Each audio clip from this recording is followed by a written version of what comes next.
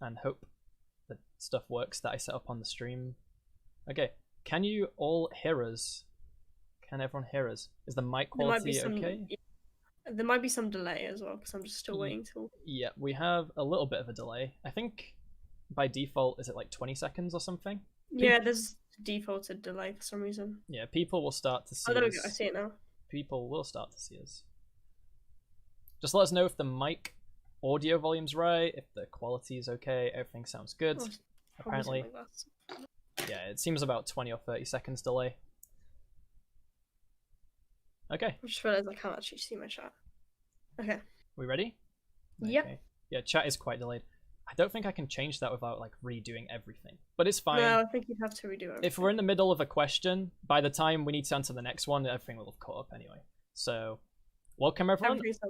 Oh, there you go. Sorry. Okay. So this is going to be, if you've tuned into the stream last week, it was more of a kind of planned stream with the questions already thought out. But today we're going to let the chat kind of lead the questions. So go ahead, everyone that wants to ask questions, just ask them in the chat and we'll try and get around to as many as we can. Someone's saying the audio's low, but pretty much everyone else has said it's fine. So I'm going to go with it's fine. And today our guest is Gabi. Would you like to introduce yourself? Hi, my name is Gabi, also known as Zyger on YouTube, and I basically just create like game development content on my YouTube channel. So that's basically it. Yes.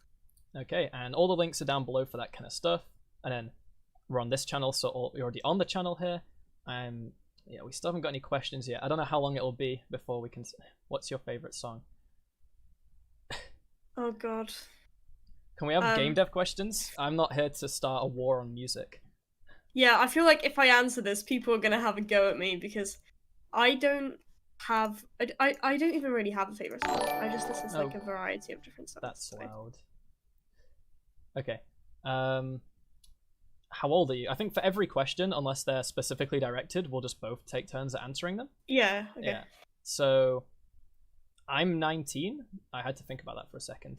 I'm 18. I'm nearly 19. Like next month, I'm gonna be 19. So.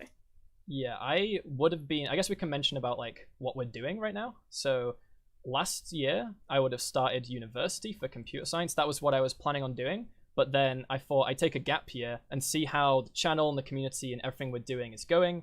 Try to do like building up a portfolio in my own time, working on projects. And then at the end of the year, I made the decision not to go back to uni, like not to start uni. So I've kind of skipped that, whereas you have a different experience. Yeah, so basically last year I finished sixth form, which in American terms, I think that's just finishing high school, basically. And this year I basically started university and I'm doing computer science at university, but I'm still like, you know, doing my YouTube channel and everything. So that's basically what I'm doing right now, I guess.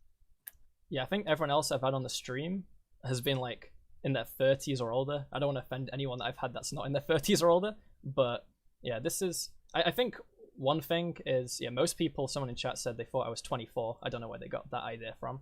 Fair enough. I don't go around like saying how old I am, but most people do assume that I'm older, but I think a lot of the game devs on YouTube are actually like relatively young. And I look at my like YouTube demographics, and the average age on my channel is roughly like in the 20s and the 30s, I think. Mine's like 18 to 24 or something like that. That's the majority of my demographic. The chat's moving a lot faster than usual. Yeah. I'm like scrolling up. How long have we been coding? Well, I've been coding probably about 4 years, maybe 4 years, about that long. I feel like I've been doing it maybe like 5 years or something, but I have switched between like different languages and stuff. And by coding, I don't know I don't know how to really define that, because like I did programming at school, but it wasn't like, you know, proper coding until like I did my GCSEs and stuff. But about 5 years, I guess. Yeah, I remember learning Scratch. That's a controversial topic. Well, if you can't classify it as a programming language, but then I think, yeah, someone asked somewhere about the first programming language. For me, I think it was Python, and that's because that's what they taught at school. And then in my own time, I learnt C# and then I've done like a bit of JavaScript. I've just dabbled here and there, but obviously C# is like pretty much all I use. I've pretty much forgotten Python now. It's been a long time since I've used it. I don't know about you, like the different languages. I think people are interested in that. So basically at school we did a little bit of like, I guess my journey started when we did a bit of like HTML sort of stuff when we made websites, and then at school we predominantly did Visual Basic. Basically, we used this program called Kodu, which was just like sort of drag and dropping to make games and stuff. But nowadays I just use C#, basically. I'm looking for more questions. How do you feel about kids that know more about adults in coding?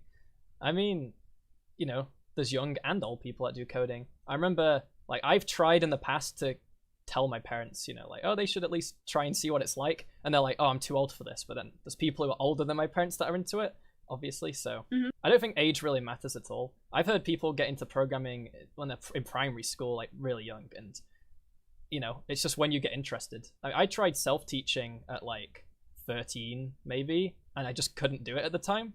I waited a bit longer and eventually it clicked and I could start doing it. So, you know, I don't think people should feel shame about, oh, I only got into programming and I'm 40 years old. It's like, yeah, good for you. You've got into it at last, you know.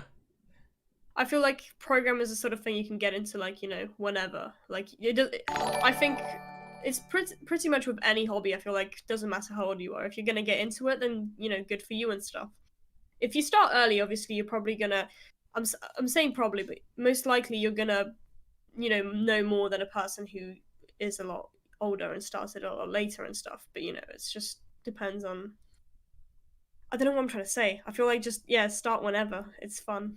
Yeah, I don't think there should be a thing where it's like, huh, I'm younger than you and I'm better, or, you know, yeah, or you're too young to start programming. I've heard these kind of things before, like not to me directly, but I've seen it online. Yeah, no, oh my god, like, I go into uni now, right? So I do computer science, so there's a bunch of people in like my lectures and stuff. And the most annoying thing is like when people like trying to make it a competition out of it, who's a better programmer and stuff like that. I feel like it doesn't really matter as long as, you know, you're having fun and you're liking what you're doing. You should just continue. It's usually a pretty difficult thing to judge because there's so many areas. It's like you could be amazing at game development, someone else could be amazing at web development. It's like, who's better? Well, you're better at your different things, you know. Just settle it with that and don't get into an argument. Do I get harassed about my coding style? I mean, everyone has, you know, the whole tabs versus spaces arguments and brackets on a new line arguments and all those things. The one thing recently where I've had to think about that is, I'm not sure if you're aware of the Unity open project. It's quite a recent thing. Yeah, I've looked into it.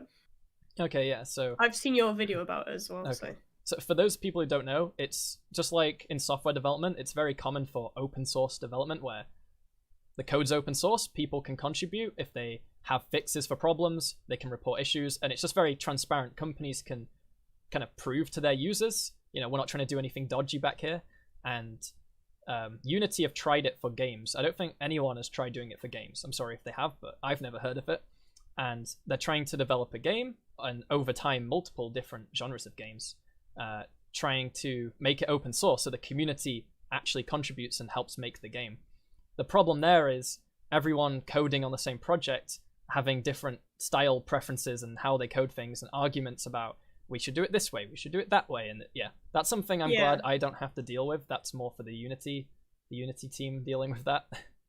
But yeah, coding styles, you know, as long as you're consistent on a particular project, especially if we're with other people, you should be good. I feel like I can understand like the sort of argument about having your code be efficient, because obviously there's like, you can technically write a piece of code using tons of if statements and stuff, right? There is probably a more efficient way. I can understand that sort of way, but I feel like everyone has their own style, so whatever way you do it and whatever works for you, then yeah, just go with it. Competitive programming exists for a reason. I guess there is a way to judge who's better at the extreme ends, but that's only for like the top 1% or less. And even then, is it that accurate? Because, you know, someone might be having a worse day, someone might be like slightly better at something else. I don't feel like there's really a proper way to judge anything, really. Yeah, I think the skill isn't the programming itself, because I think someone said in the chat, programming is just a way of telling the computer what to do. The actual skill is the problem solving aspect. I know there's obviously the knowledge about software development, architecture, design. There's all that stuff that, sure, one person can know about all that. Someone else might not know, and their programs look wildly different. But, you know, some people only get into programming, especially in the indie scene. A lot of people program just because they're an indie developer. They may be an artist, but they don't know how to program, or they can't hire a programmer. So they just learn the basics to get stuff done on their own. And sure, they might not be as good of a programmer, but it gets the job done for what they need. So people shouldn't be put off programming just because they think they have to be like some elitist, like some people are. Yeah. I can't remember where I was at in the chat now. It's going it's going quite fast. So.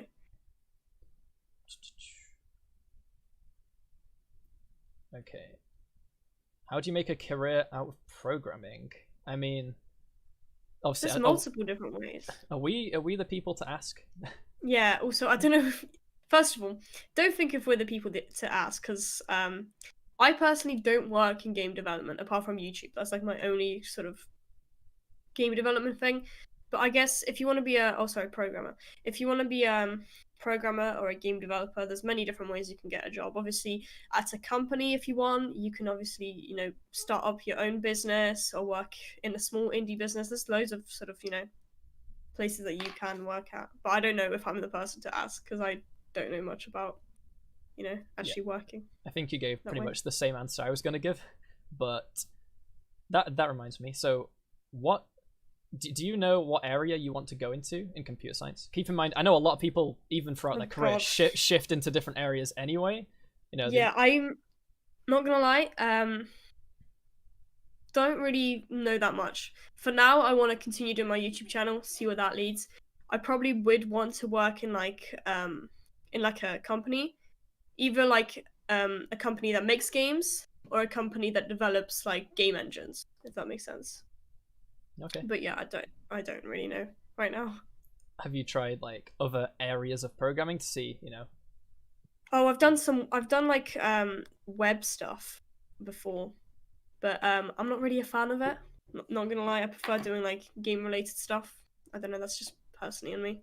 Yeah, I've kind of had I used to just love game development, and don't get me wrong, I still do, but I find if I just do game development only for too long, I just feel the urge to try something else, like to spend a bit of time messing with different web frameworks, or just looking into, just for even an evening, a bit about AI and just chucking something together.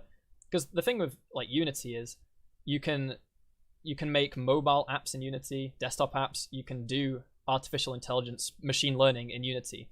You can do a lot of stuff, even almost to some extent web development, because of the new UI system they're making is very, very similar to how web development works. Like you have CSS. The actual way you build the UI is slightly different, but it's familiar to web programmers. And I think, you know, just Unity on its own, you can actually try all these different areas. How do you think the world would be enhanced if gamers knew programming? I'm trying to interpret what that question means. Wait, what's the question again? How do you think the world would be enhanced? I think, correct me if I'm wrong, but what that might mean is, you know, people play games and don't know programming. Is it how would gamers? Okay, go on. What I think he means is like, if gamers or people who play games knew programming, how would that change game development? Honestly, don't think it would change. What I think he's trying to say is like, if people knew how programming worked and they played games, I think they would be able to give better feedback, maybe. Yeah, better feedback and to improve the game. But in all honesty, they already have like a group of people, you know, who test out games to give feedback and stuff. So I don't know if that would be too much of a change. I don't know. Yeah, I think it also helps with just understanding what it's like to be a developer on the other end of this game you're playing, because you see many people complaining like, you know, they're spending too much time on this thing when they could be doing that other thing, and it's like, maybe, but they have completely different teams. It's not like this team spending time making this affects that team making that. And I see that a lot, you know. A game company will come out with something really cool, and they'll be like, yeah, but what about the balance of the game? You could be spending more time on that. It's like, you really think the art department is balancing the game? It's like, at least if people programmed or understood this kind of stuff, they'd be more understanding. And I agree with the giving feedback will be better because they Mhm. might be able to understand why a certain problem might happen. Because I don't know, I haven't seen. Actually, wait. Yeah. Even then, like they don't really need to know programming to give good feedback. I feel like you could probably give good feedback from your experience of playing the game. So I don't know. I feel like if you experienced a bug, you might be more able to like identify what might cause it. Yeah. If it's something familiar. But even then, the developers will be able to understand that too. You don't need to be tech savvy. You know, just say that thing did something and it wasn't meant to, and then just leave your report, I guess. Okay, something is messed up. Whenever someone subs and the notification comes up, the sound plays like 3 times, offset by like point something of a second. So it's very. I have the chat. I've got the stream muted, so I can't Yeah. hear anything. I'll have to figure that out for next time. How to make that not as annoying. Looking through questions. Where were we up to?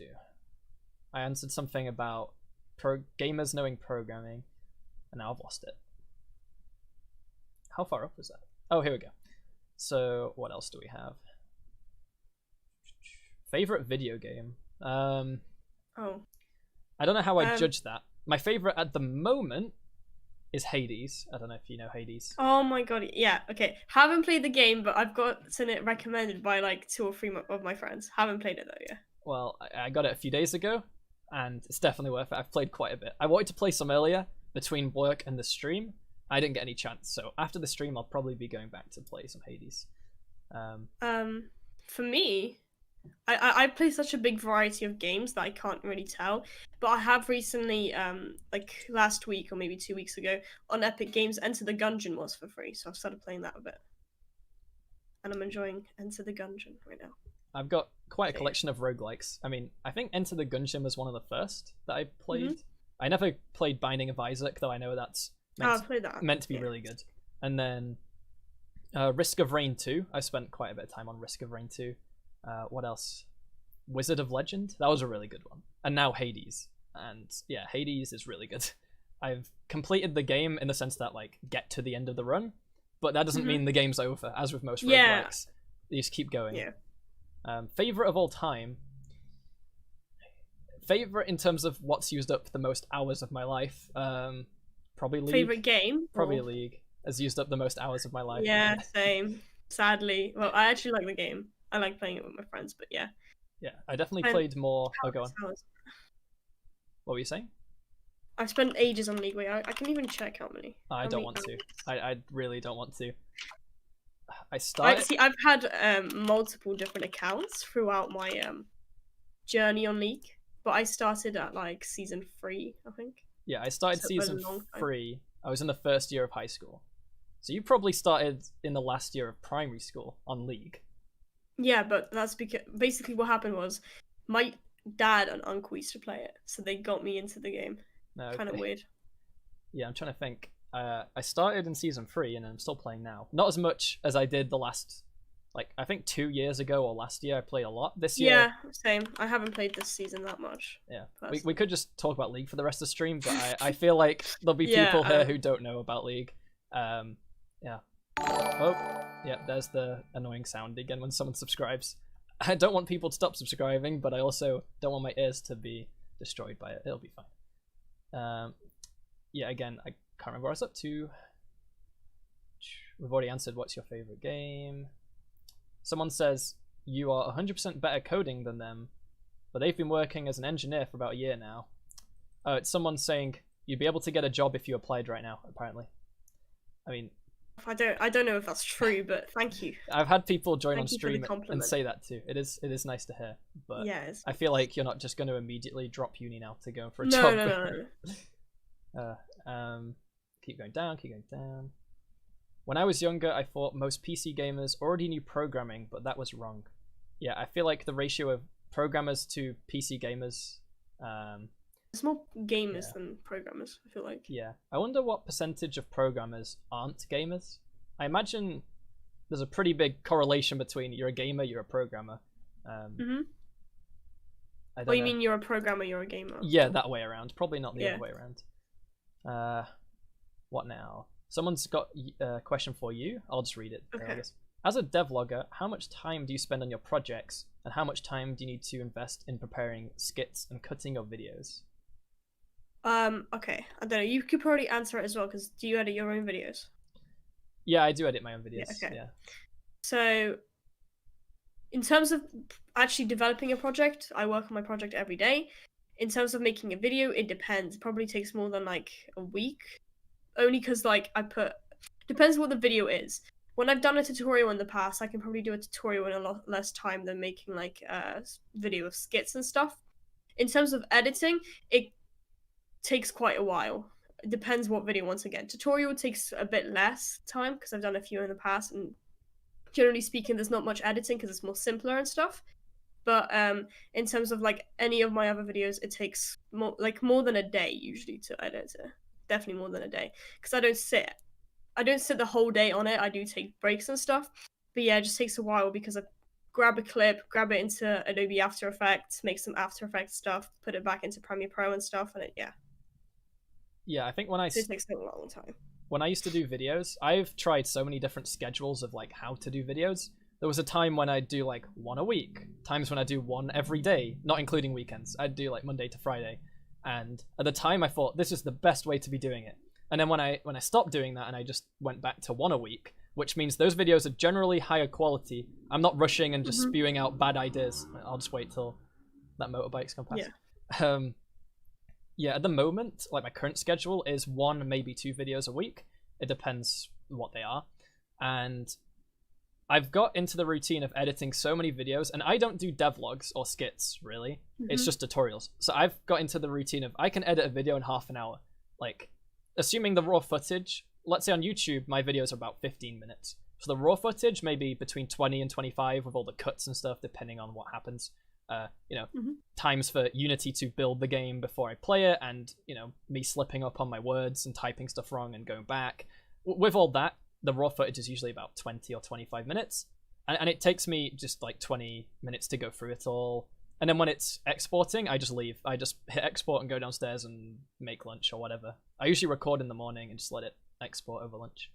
When I have done no, I haven't really done skits before. Maybe like once or twice, but it's not my kind of thing. And my audience mainly likes the intermediate tutorials kind of thing. They're not here for comedy, so Yeah. well, I'm sure they wouldn't mind, but yeah, that's not really the focus.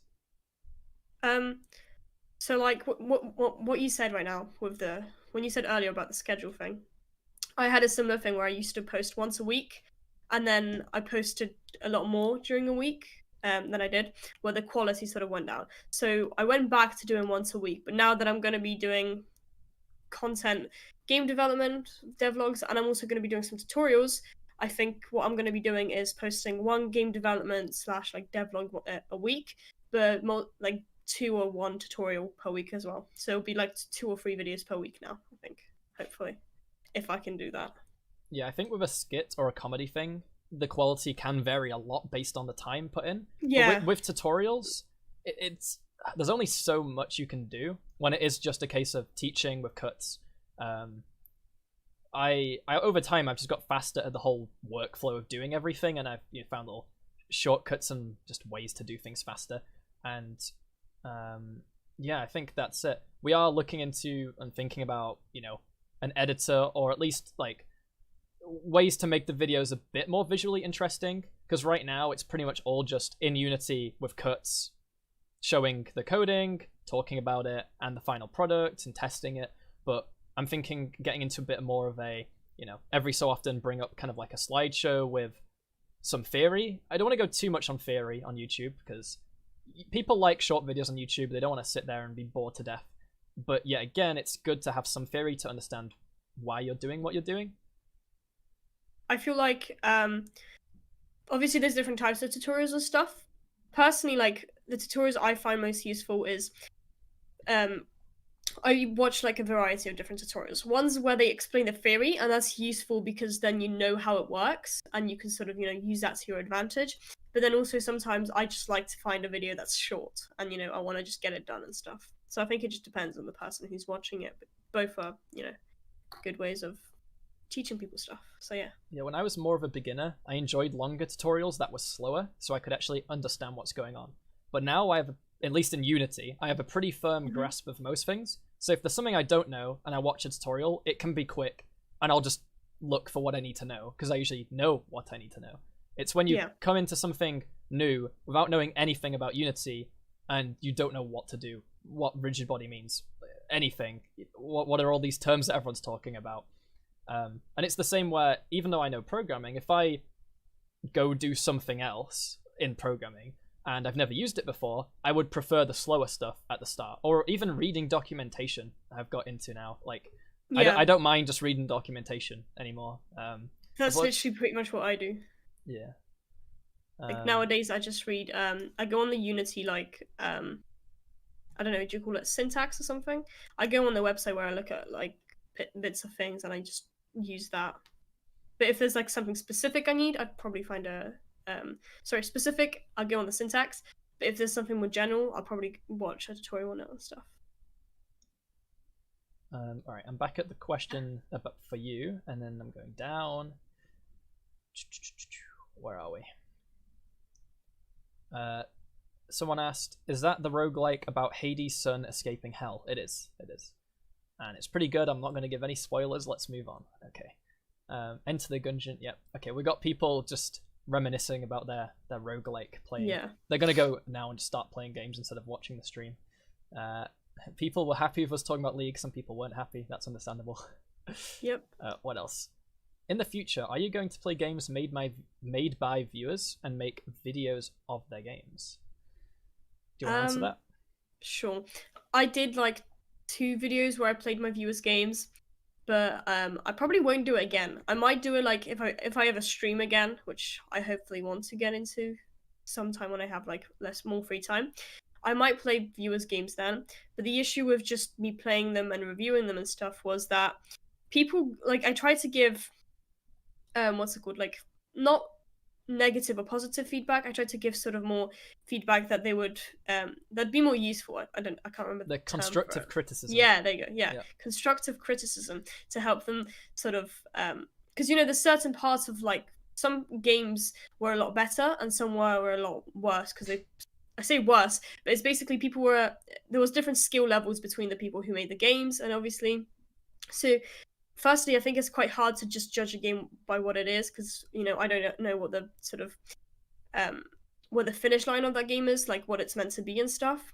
So it just made it quite like problematic for me to judge them. Some people got upset that I said that they should fix this and that. So I just didn't want to continue doing it. I don't think I've done it before, but I have considered doing it maybe for game jams, and I wouldn't go into necessarily criticism as much as like, here's the game jam that was this weekend, here's what I made, and here's a showcase of what you guys made, something like that. Or maybe I could try some like code review thing, like people who have worked on their own projects and genuinely come to me wanting their code to be reviewed. Yeah. Where they're expecting me to criticize it. As long as that's the expectation, then no one's gonna be upset, I hope. I won't tear into it too much. Like when I did my like little series, or 2 episodes where I play my viewers' games, I sort of explained that this is where you can post your game and I'm going to give you constructive feedback of what I think you should make better to make this game enjoyable and stuff. And the issue was just like, as I said already, with just the difference of skill and stuff, but people getting angry and stuff. But I have done like when I streamed for like Ludum Dare 46, I did do a bit of a bit where I played games from Ludum Dare, and it was a lot easier to just sort of look at those games because everyone was competing for what game is the most I guess the most fun and stuff, the best graphics and stuff like that. I think when I've done game jams, I haven't ever gone with the goal of winning. It's being more of yes, same. I've been stuck on one project for so long, just give me a reason to work on something else for like 2 days. And I think game jams are the only time I've ever actually finished a game.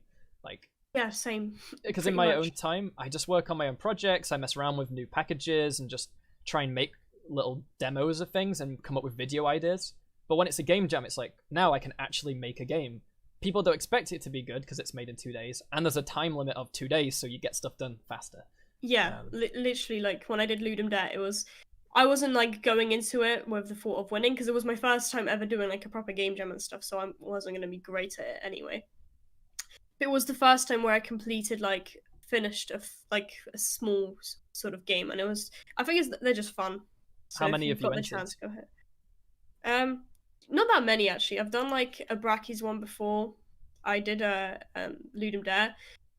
There was a Ludum Dare literally like 2 days ago or something. I just Yeah, didn't have time for it. no. I So wanted to take part. I just didn't have time because I've got some. I only I was just busy with life and other stuff. So I only found out last Wednesday, and I was like, oh, I've already got stuff planned, and yeah, yeah, same. I found out really late, and then I had stuff already like planned and done, so I just didn't take part. I might even put the next one in my calendar after the stream so that I know plenty in advance that it's coming and it's not going to surprise me. Yeah, same. I think I've entered 4 game jams in total. It was I can't remember which Ludum Dares. I can't remember which ones. Or even what I might have games I done made. 4 as well. I entered one where the theme was like incompatible genres. Oh, okay, yeah. That was like I know which one that is. I just didn't. Yeah. I can't remember the that number of that it. was my first ever one, and I made a card game bullet hell because I thought, well, those two don't go together. So it was like the player dodged all the incoming stuff by playing cards to move and jump and stuff. So it's meant to be really inconvenient to do fast movements, and a few of my friends tried it and liked it. And I entered one of the Brackies ones, and it was like, can you remember the one you entered? Because I might remember the name that way. Holes. Holes. Famous holes. Um, I didn't really. That was like my first time ever creating a game though, like properly, like fully creating a full game and stuff. So the one I entered, it was one where you had to like. I made like a really annoying game. You know, those annoying platformers where every single move you do kills you in some way. I kind of think I know what you're saying. Like Bracky's Game Jams. I'm gonna find this. I did the Game Maker's Toolkit one, the last one they did, which was Out of Control. I did that with a friend, which was fun. But okay, basically what happened was like me and my friend have created a game before where we spent a lot of time on it, and that was like a really cool outcome we had. And then on the game jam, we were like kind of both lazy, so we didn't spend as much time on it as well. So not really proud of that one. I think my best game jam was the Ludum Dare 46. I've just gone through like 5 of Bracky's things, and I genuinely can't find it. Bracky's Game Jam 3. Right, I'm scrolling down the comments because I feel like we're missing quite a lot of stuff. Yeah, so fast. I'll go back to the comments. Okay. Oh, Flyku's here. So. Oh, wait. How many? I haven't seen it because the scroll bar is so far up on mine. I don't want to miss people's questions from ages ago. Okay, I found the one about playing games with viewers. So we have. Have I played Dark Souls? I haven't actually. I haven't either. Though I like difficult games, and I don't know why I've never tried Dark Souls, which is like known to be one of the most difficult games. Maybe one day. Where are we up to? Keep going down. Favorite game genre. Well, if I take the 2 favorite games, we've got roguelike and MOBAs. So yeah, same. I like roguelikes as well and MOBAs. Like MMOs too. I've tried various different MMOs, and I've not stuck with any of them apart from WoW. But even then, I've been kind of on and off. So pretty much the same actually. I've played World of Warcraft. Got annoyed at it because I bought like a £40 like package thing, and then you've got to pay for a subscription as well. So it was taking a lot of my money. So I was like, yeah, can't be asked to play this anymore. I played a lot of WoW. I got to like level 120 and stopped because I didn't want to pay anymore. So yeah. So wait, someone said if I don't answer their question, that means it's a yes. I feel like I'm being pressured to answer their question, but I don't know what it is. Unless I've already answered it. Oh, I don't know. The name? It's too far up to go find it now. Speaking as a coder from the 80s and 90s, many of my peers are gamers but have family that gets in the way. Yeah, I'm just making the most of being a kid and playing games. But I still think, like, I know I've heard you shouldn't get into the false mindset of if I become a game developer, I can spend all day playing games, because you still need to work. No, you still got to do a lot of work. Yeah, I mean, obviously. Ever since Sorry, I just improv. I was just gonna say, ever since I've started doing game development and programming more, like more and more every day, right, and more like sort of for real, I guess. I found myself playing games a lot less, actually. I found that too, but it didn't feel like a bad thing. At first I No, thought, yeah. because it's just a new thing to have fun with and to have Hmm. balance. It's like you code for like 2 or 3 hours. Meh, I need to go play some games now. You play games for 2 or 3 hours. I need to go socialize now or something. I mean, you can socialize and play games. I even think I saw 1 or 2 of my friends in the chat, but that was a bit further down. How do you balance game dev with school? That's probably more aimed at you then. Well, I started game dev like when I still did sixth form, and that was just because when I did school, I still had free time, right? Obviously, you don't have school every single hour of every single day. I still had the weekends and stuff, so that's when I did game dev. And now that I'm doing uni, I still have like lectures and stuff, but I feel like I still have quite a lot of free time to do what I want. But at the beginning, when I first started my first week of uni, that was the most packed week ever, which is why I haven't uploaded in quite some time. But now that I've got a lot more time, I'm gonna be uploading back again properly. So yeah. Oh, the notification thing keeps getting me. It's so annoying. I'm not gonna turn it off. Oh damn, yeah, the chat must be so far back because people are talking about the preferring theory and stuff like that. And when we were talking, like, I'm really far up in the chat. I don't even know. I'm kind of lost. People talking about Bracky's rest in peace. I feel like so many people have said like rest in peace. Some people that don't know have probably assumed he died. He's not dead. Yeah. As far as I'm aware, he's still fine. He's just off doing other things. Yeah, which is fair enough for him. I mean, he's done game development, YouTube tutorials and stuff for such a long time. It's fine if he wants to move on and stuff. Yeah. Still scrolling down. I think I'm trying to get really close to the most up-to-date messages, so then what I'm talking about actually makes sense. Some people might have asked a question like half an hour ago and have left. I don't know. Yep, I've got to the bit with Saiku now. Hopefully Sam's still here. Hi, Sam. And then people are saying hi to Sam. More people are saying hi to Sam. How did I learn to develop with Unity? I'm 13 and want to get into learning code and making games. You want to go with that? Okay. So I had like it was a mix of things. First of all, I downloaded obviously the engine, and I personally like to open it up and play around with myself with it for a bit. So I tried to like play around with it. In fact, I found like the UI and of Unity really complicated because I used GameMaker, which had a completely different UI. So I had to get used to that. But then in terms of like C#, I used tutorials, and then with time following tutorials and stuff, I learned more and more and got comfortable with it. So yeah, I started with probably Brackies, maybe some other people. I guess when I wanted to start getting into game dev, I started with Game Maker too because I thought like this is perfect. Mm-hmm. And then yeah, I had the problem of wait a minute, you can't make 3D games in this thing I just bought, and I still used it for a bit longer. And I thought okay, but if I want to use Unity or Unreal Engine, I need to learn a proper programming language. I understand in Unreal you can use blueprints, and now in Unity you can use Bolt. I guess back, I don't know how long it's actually existed for, but it was a paid asset. And there's other visual scripting things anyway. But I knew I wanted to get into actual programming and not visual scripting. And so I was like, eeny, meeny, miny, mo, Unity. I don't know how I actually made the decision, but I went with Unity. And school, we were learning Python, which wasn't useful to me at all for this. Well, apart from general programming things. Yeah. So I genuinely can't remember how I started learning C#. Probably purely from Unity tutorials. I followed some of them as well. And yeah, I don't even remember the first projects I made, to be honest. It's such a long time ago, my mind's hazy. But yeah, I just got into it from tutorials, and eventually I posted a few videos saying, here's some of the stuff I made, and then people said, you should post tutorials, and now it's gone full cycle. Now I'm making tutorials, so yeah, that's how the cycle went.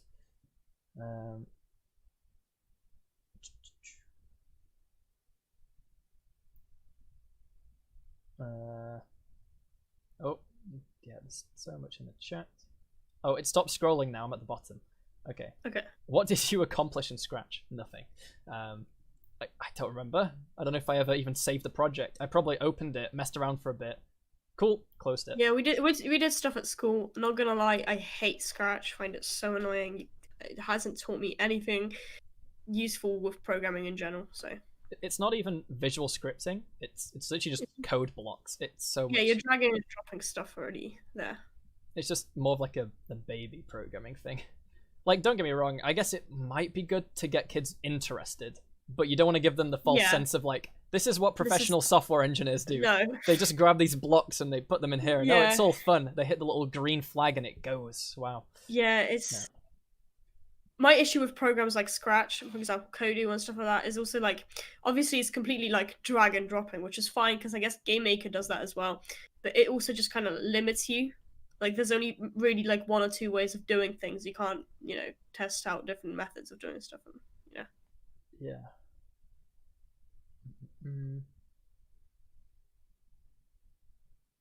Good work. Oh, Godot works for both, and it's Python-like. Have you used Godot? Have you ever tried it? Nope. I've been recommended to try it, but yeah, I'm in the situation where I'm happy with everything in Unity. I don't see a feature that Godot has that Unity doesn't that I want, but I have downloaded it before. It's such a small download. I see the benefits. It's a really small download. It's like a really fast engine. It's not bloated with tons of years of mess. It's open source, so that's generally a good thing. Yeah, maybe one day Unity will go open source. I think Unreal Engine's open source. And I know Unity, if you're like a company, you can make some kind of deal with Unity to get access to the source code, but it's not just publicly available to everyone. Yeah. I have. I mean, I'm fine with that. I'm not going to play around with it anyway, so. Yeah, I just like the ability to look into how something works under the hood. Yeah, I guess that's. It's just cool. Yeah, because I want to know. Yeah, sure, I call physics.raycast, but then what do you do? It's like, it's just mysterious under the hood. And it can help if you're getting a bug in your game, and if you ever use the debugger and go along with the breakpoint, and it goes into a Unity method, and you don't know what happens because you can't actually follow it into there. So, you know, maybe one day. Maybe one day.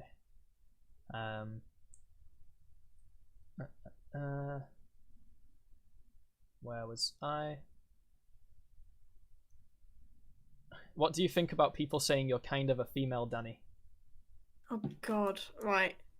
I find that so annoying, right? I did have like a video where I had a style, like basically his style, because I really liked his style, okay? And I've been like moved on from that because I was in a period of my time where I just tried to find what what sort of content, what style I like to make, because I was new to the whole YouTube thing. Honestly, find it so annoying because I don't think we're alike. I've spoken to him a couple times. Don't think we're alike in many different ways. Is that because are you Orange Juice gang? Is that why? Oh god, that was the stupidest thing ever because like I had people, okay, like I had a person see me on the street, okay, who knew me, and I had like a Tropicana, and they were like, oh my god, Zyger confirmed Orange Juice saw her on the street with like orange juice. I'm like, oh my god, it's just orange juice. Why is that even? The paparazzi's out to get you now. No, I feel like people who say that, I feel like they're a lot younger kids, because I know a lot of Danny's demographic are younger kids. Because even I myself find a lot of people on YouTube who are adopting like memes in their videos and stuff, and kids will comment at their, they're basically Danny and stuff. But I don't know. It's fine to have that variety. Like in game dev, there's a huge variety in how people do their things. There's like the side that shows no coding and just here's stuff I made. Then there's kind of a bit of here's something I made, here's a screenshot of the code, some magic, and here's what happens. And then there's like me on the other end, which is like programming, coding along. I have tried coding in snippets, and then like I kind of copy paste, but then for each block of code I explain it as opposed to typing it. But I think some people like the typing with it. I don't know what it is about that, but I guess I kind of like it too. I mean, I've started recording some tutorials. I personally like the one where you type it along and the person can follow along. That's what I personally like as well. And now with my videos, instead of just doing like, because I know like, for example, Danny and a bunch of other YouTubers, they'll just sort of breeze over the code they use, because, that makes it more, I think personally, not just, going, oh god, what I'm trying to say, not going in depth into code and making game dev YouTube like videos makes your demographic be a lot wider, because, not everyone's into programming, they just want to see a cool thing you made. But I'm sort of going into the style of showing people how I make specific things, so other people can also use that to make, whatever they want to make. Yeah, so, I think, like with Danny, it's a case of a lot of people watch his stuff, that are there for the entertainment. And Yeah. like even just seeing a bit about how games are made, but they don't actually care about the full process of things. They just like I'm not see. saying that's a bad thing. But Yeah, no, that's fine because Yeah. it can for some people be the motivation to try Unity or any Yeah. game engine for that matter to like get into it. It's the same thing with Scratch. Scratch is like not a good way to learn programming, but it's a good way to motivate people to try it. And I think that's Yes. a good way of describing Danny's content is it's not a good way to learn Unity, but it's a good way to be motivated to learn Unity. Yeah, I mean, I've obviously been inspired by him to, continue doing YouTube and other stuff. But I also saw like my first like sort of inspiration, I guess, on YouTube was a guy who like didn't explain how things worked, but sort of showed the final effect of it, which is what got me inspired. Didn't teach me anything about Unity and how to code or anything, but got me into the whole thing, I guess. You'll need to unlock Oh your my god. Why is my phone? Oh, well, sorry. I thought I had my phone muted. It'll give me time to look for the next question. Why haven't you been uploading? This is a lot Oh, of these God. questions are directed at you. Oh, you said you've got someone Right. coming soon, right? Maybe. Yeah, okay. The reason I haven't uploaded like last week and stuff, only because I just started uni, and the first week was like a welcome week, so there was a lot going on, so I just couldn't really upload. I've got a video like pretty much edited to come out like tomorrow, so that's there. There you And go. I'm making a bunch of tutorials, so those will be coming out. So I'm back to like normal, I guess. Yeah, people need to understand that other people have schedules too, and busy things to get on with.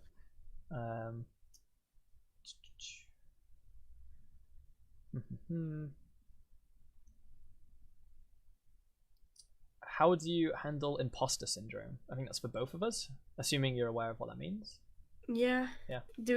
Are we talking about Among Us or No, no, no? I'm confused. No. Imposter syndrome is where I'm gonna Google you it. kind of feel guilt in doing something because you don't think you're good enough to do it. Have you ever Oh, heard- okay. Right. Yeah. Okay. I see. I've googled it as well. That was my off the top of my head definition, so it might not Right. be entirely accurate. Oh, like it says imposter experience, like when you feel fraud syndrome. Imposter experience is a psychological. It's a very common. I think Oh, doubts their skill. Okay. a lot of people talk about it in GameDev. It's not like Yeah. It's not like a weird question to ask. I don't think. A No, lot- no, no. I honestly, I've had like a lot of doubt in the past. I'm sort of going past that because I feel like a lot of the time I didn't have the skills to do something, but I tried it and then, it sort of worked out. And sort of linked with that, I know there's a lot of people on YouTube who are far by more skilled, better than me. Like, they have a lot better skills than me, and I just feel like sometimes when I watch a person do something, I feel like I don't have the skills that they do to make this. But in all honesty, I've been learning more and more to sort of tackle it and try and make it and see what comes out of it, because if anything, I'm going to learn something along the way. Yeah, I found that when I started doing tutorials, I would get the odd comment with someone like saying I did something wrong, or that like you shouldn't make tutorials if you don't know this thing fully 100% exactly how it works under the hood. And it's like, well, I've had a thing like that as well. it's like, okay, sure, I might have done something wrong, and point that out, and I can amend it or let people know. And I've not had comments like that in a very, very long time. But that was due to when I just started, I thought I knew something well enough to do a tutorial, but apparently I didn't. And that's something I guess I've got better at over time. I won't do a tutorial on a topic unless I know I'll be able to teach it well enough, But yeah, it's like, obviously I'm doing game dev. Keep getting interrupted by the notification. I keep doing tutorials, and in my videos, the models and animation stuff, that stuff I can't do. But I guess I don't feel imposter syndrome for not being good at modeling and animation, because I never claimed to be good at it or do it. I just chuck it together and it's whatever. It's placeholder. Whereas, because I'm known as like a programming channel, I have to keep that to some level, because there is a level of expectation that the code I make has to be good and well structured and consistent and all this stuff. But yeah, I feel like it's something I used to think about more than I do now. It's not really bothering me that much anymore. I had like a similar thing where people would I'd show a snippet of code and people would be like, "Oh, you should have done it a different way." Before I would be kind of angry about it, I guess, or sad, or like, "Oh, I didn't do that correctly." But nowadays I'm just like, "Oh, thanks for telling me, because now I know for next time not to do it like this." Yeah, you just got to be careful with, someone can say that, but they could also be wrong. And sometimes, like, it is true, you might, in the update loop, call get component on something, and someone might say, cache it in start. And they're like, cool. Yeah. That's a good thing. I think if someone gives criticism, as long as it's constructive and they explain, do it this way because this, rather than just, you're wrong, do it this way. It's like, sorry, but why should I believe you just because you're some person in the comments? Like, if you give me a good reason, I can thank you for it and improve how I do stuff. But yeah. Yeah, again, a lot of these problems are things I used to experience, but not anymore. I guess as time goes on, it gets better. Is it possible to make a full game without looking into the forums, just with the knowledge you have? Is it possible? Yes. Should you force yourself not to look at the forums and, like, Googling stuff? No. I don't know why you do that to yourself. Exactly. It's just like saying, here's some helpful resources and you're not allowed to use them. I guess you could do it as like a challenge to test your knowledge. But if you're, for example, on a game jam, especially when you're time pressured, I'm Googling everything I do. I'm like, even the most simple things that I already do know how to do, I want to just make sure. I'm like, is that the way you're meant to do that? Or has that been updated since the last time I used that thing? Or what package is best for doing this? I don't know. Yeah, I wouldn't like stop yourself from using the forums and Googling things. It's a good thing. Everyone does it. Don't feel bad about Googling help. Exactly. Scrolling.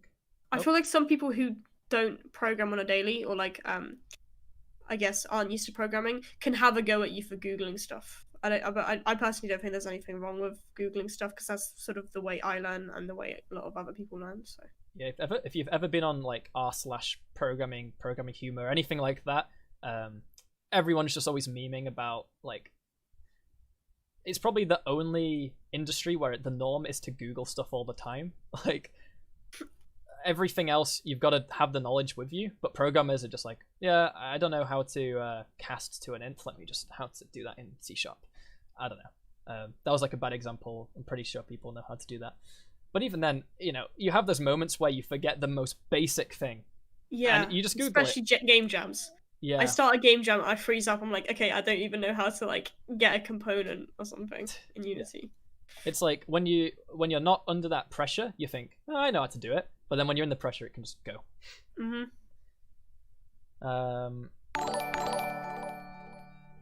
Okay. I found where I was in the comments now. Okay. Yeah, I keep getting lost. Sorry. I moved from Godot to Unity because of performance. I don't know anything about Godot's performance in comparison to Unity. I find that Unity's fine, and if I ever have problems, I just open up the profiler, and usually I've done something wrong. Or, there's something I didn't think was like an expensive call, and I'm doing it too often or something. But I think over time, just as you get more practice, you don't do those things that are bad performance, like calling get component in the update, or just doing certain things in update, like updating UI. If you've got a player health bar, you don't need to every frame say, set the health bar, set the health bar, set the health bar. So it's like your health update it whenever you change it. Your health only changes when you take damage. So just raise an event, damage taken, update the UI. It's just one of those things you learn at some point and you never go back because you realize it's a much better way of doing things. Nikki asked, do you have plans? It says my name, but I think it counts for both of us. Do I have plans to make games too? Oh no, it isn't. Thanks for all the great videos. Keep up the good work, both of you. I don't even know where I am in the chat anymore. Oh, Mick just commented saying, oh, then the message is gone. Thanks for all the great videos and keep up the good work, both of you. Thanks to Mick for that donation. Mick is in the chat. He's trying to help moderate, but it doesn't help with me having to scroll up and down everywhere to find where the questions are. Yeah, so sorry, Nikki's question, which I started. Do you have plans to make games too, or am I focused entirely or exclusively on tutorials? Well, I guess I think I'm too busy at the moment. Like, obviously I have free time too, but now that I kind of work using Unity all the day, I don't feel like in the evenings wanting to work on my own projects. And it's not like it's killed my creativity. It's just I enjoy doing it throughout the day, but if I spend that many hours working on Unity, and then it's like the evening, I just want to do other things. I want to play games. I don't want to program the entire day. But I think if I'm ever in a state where maybe it's the weekend and I'm not programming for work in the day, then I'll do some of my own projects. But I don't have any plans of upcoming games or anything like that coming soon. But if I ever do, you'll see it on the channel. So yeah. What are the biggest troubles you've had developing a game, and what did you learn from it?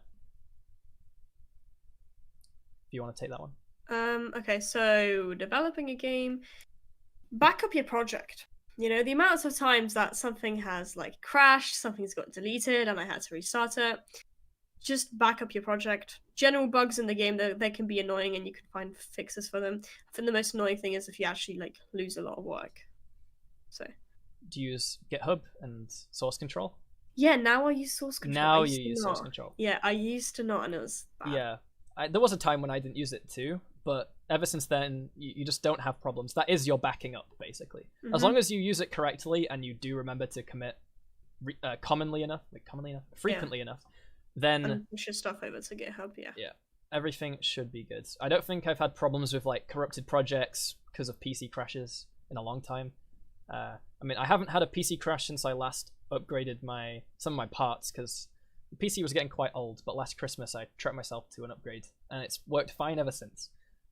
I haven't had a crash. But yeah, you should still make sure to save... Oh, we've got a super chat. I can't remember what that is. That's YouTube's way of doing things. Yeah, but he didn't actually send a message with it, unless it's in the chat itself. No, there was no message. But no, it's just $1. Thanks for the thanks for the euro, Zyger. Euro, yeah, euros. And now I've lost where I was in the chat. Did we finish that question? I guess my answer to the most annoying thing, or like what was the question exactly? It was like, what's like your biggest the problems? Problem, and how did you fix it? Biggest problems. I think personally, I have this problem of over optimization, or like wanting to. So I'll end up spending too much time on something that doesn't need that much time spent, and I'll get burnt out thinking, oh, I'll never finish this character controller, when I could have spent the next 3 days making 3 other things in the game. But I'm like, no, I need to make this perfect. So I think especially when prototyping, just prototype. You know, the code doesn't matter too much when you're trying to just see if something works, because you might spend an entire week making one thing, and then at the end of the day, you might realize, yeah, I'm going to scrap this project. It's not fun. If you get like a really quick prototype, like working demo, then you can tell, is it fun, before you sink many more hours into development and waste your time. But then if you prototype quickly and it is a good idea, then sure, then go ahead and optimize. But in prototyping, it's not really too important.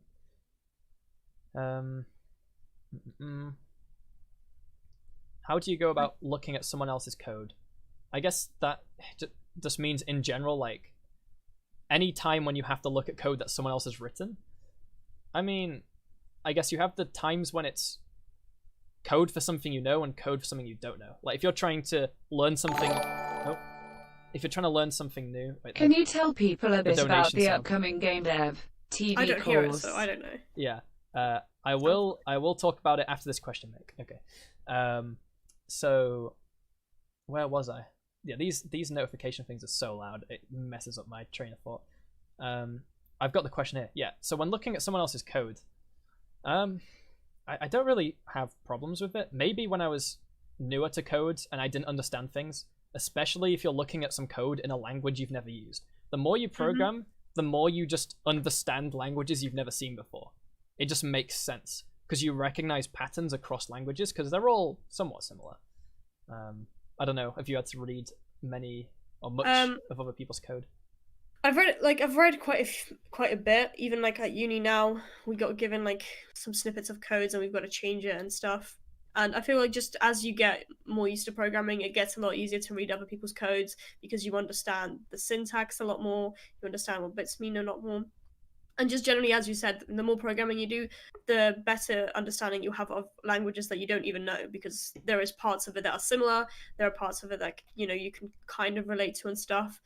But yeah, I think looking at other people's codes is, in certain situations, I feel like also from a different perspective, looking at other people's codes and say using that code that they've written, I think that's completely fine, because if they're sharing it, then they are, willing for other people to use it and whatever. So. And a lot of programming is using other people's code, even if you're not Mhm. directly like copy pasting it. For example, when you use Unity, you're using code that Unity have written to make this game engine work, and chances are you might be using assets or packages from other people. And at the end of the day, coding is just this big amalgamation of bringing code together to make something. And you shouldn't feel shamed unless you go onto people's private code somehow and steal it. That's a bit different. But for the most part, you use other people's code. It's also good to do that to then get into the flow of, if you're working on a team, you're writing code that uses other people's code. You might have to modify other people's code and all that kind of stuff. And especially if you're using this new Unity open project, as it might be the first time you've used open source for some people. It's a good way to get into that flow of, I'm writing some code to do this one small thing built on top of other people's code to do other things. Maybe you had to go in and modify. Like, I wrote some code in there to do something. Like when the character rotates to move, rather than snapping forward, backward, left, right, they kind of smoothly rotate around. And since I've committed that, someone else has changed it. And I don't mean they've just come in and taken it out. It works. But they've just changed some of the settings slightly. And it means that I've written code and they've read it to understand what it does and modified it slightly. And that's a pretty good skill to have when you're working in a team. Yeah. And so Mick told me to mention the GameDev TV course. So I'm sure a lot of people here know GameDev TV, at least know of them. It's actually how, I forgot to mention it earlier, that is one of the ways I got into Unity, was I tried some YouTube tutorials, but I also thought, let's see how the paid content is. Courses on Udemy are only 10 to 20 quid. For people who don't know what quid is, I mean pounds. But it's relatively cheap for the amount of content you get for it. If you think how much like uni courses are or other educational content, Udemy courses are pretty cheap. So I got some courses by GameDev TV, and that really helped. And then a few months ago, like earlier this year, I got in contact with them, and now I'm making a course, and most of my viewers probably know. And because we looked at what kind of courses they don't have yet and what are in demand, and a lot of people want to make Unity multiplayer course, want a Unity multiplayer course, because they have an Unreal Engine multiplayer, and Unity have basically no content on multiplayer right now. And it's because their multiplayer system was deprecated, and they're working on a new one, but it's not out yet. So we're kind of in this time where if you want to make a multiplayer game, it's not obvious how to do so. There's no official resources for it, and basically no YouTubers are covering it at all. And as you probably know, a lot of people want to make multiplayer games. I think that's why a lot of people get into Unity or just into game development. They don't care about single player. Some people only care about multiplayer. So the course I'm making with them on that is coming out in 3 weeks. This is not a set deadline. So, if it's slightly different, then, don't kill me. But it's planned to come out roughly on the 23rd. That's our current plan, but that could change, so just stay up to date with that. And we'll be building an RTS in Unity using Mirror. So we'll be making buildings, units, multiplayer, combat, all that kind of stuff, all that fun stuff. And now back to the questions. So, so many questions. I think as I scroll down, it'll load even more. Bring back Among Us on Scratch. Wait, did you? You made a video on Among Us, right? But you did it in Unity. No. I did a Scratch video. Basically, what happened was, I went on I'll explain it here. I don't know if you want to hear this. Basically, what happened was I went on a forum on how to do top-down movement in Scratch and how to do a camera follow and stuff. And basically, it turned out that code was basically copied from somebody else's project from Scratch, because in Scratch how you can open people's projects and you can take snippets of. I know nothing about Scratch really, so I don't know much about Scratch either. Basically, apparently you can open people's projects and you can look at bits the blocks that they have done, and basically someone stole somebody else's. I say stole, but used somebody else's project, posted it on a forum, and then I used bits of that kind of blocks. Once again, it's a bit different with Scratch because there's only really one way of doing things anyway, because of its limitations of the blocks and stuff. But it's a bit too simple to. It's not like in, for example, Unity or Unreal that you can do things completely different, so it was the sort of same thing. And then basically I found out about it, so I got in contact with the original owner of the who made the thing, right? And he said it was completely fine that I used it, because he said it as well that he even used it from other forums and stuff as well. But I basically took the video down because people were having, you know, a fuss at some. Yeah. I say some. There was only some people having a go at it and stuff, but the actual owner of it was fine with. I say he's the owner, but he also took bits from here and there. So. Yeah, I think I remember seeing someone doing a modeling tutorial, and they modeled something, and then someone said like, "Hey, you copied that other YouTuber who did a tutorial on that object." It's like, what are you on about? It's like, yeah, it's the same object, so what? It's like saying you're never allowed to make an inventory system in Unity, because I made an inventory system in Unity. And the thing about tutorials as well is these people making tutorials had to learn from somewhere. So even if they're not intentionally copying something, the way they do something might remind you of another person you've watched, because maybe they learned from that person years ago or something, and they still remember the way to do things like that. Like, the issue with the Scratch thing was the fact that I think it would have been fine if it was any other engine. If it was Unity, for example, I think, or Unreal or whatever, I think it would be fine, because I'd say that's a proper, you know, that's an actual programming language where you write stuff yourself, you do it a lot differently. With Scratch, it's drag and drop. So a lot of stuff on Scratch is going to be really similar because they're using, you know, the same blocks and the same stuff, so. Yeah, like, in Unity, there's hundreds of ways to do the same thing. In Scratch, I'd imagine not so. It's pretty limiting. But yeah, I just took the video down because some people were basically thought that I like stole it and stuff, but so I did like a thing where I just took the video down to not cause any issue. Easier than convincing them everyone's okay, don't worry, like the person's okay with it. It was quite a few people who were I'm assuming they were quite a lot younger, who weren't really understanding the whole situation, because most people understood it fine. But yeah, I just didn't really care about the drama that much, and it's just a video that I can take down. Okay. But yeah.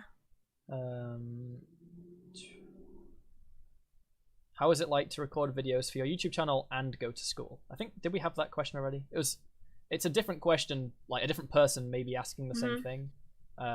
Did you answer that? Yeah, I think I did, but just really briefly. It's fine, you know, you've got a lot of time. Obviously you're not going to school every single hour, so you've got time to make videos and stuff.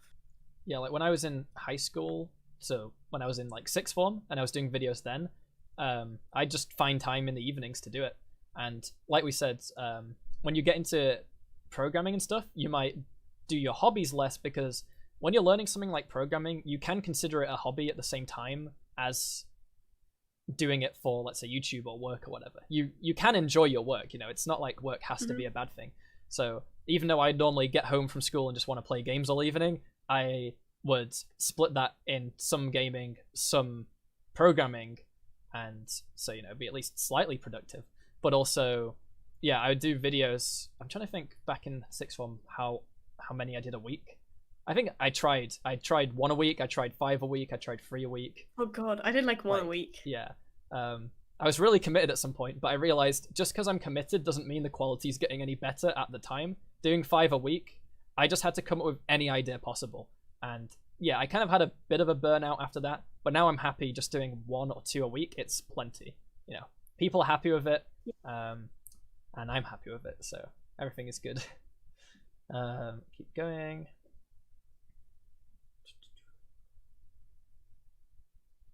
Keep going.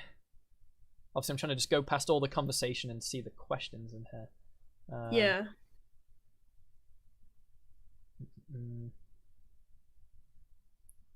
Keep going down. There's not been questions where I'm looking right now, but I'm quite far up.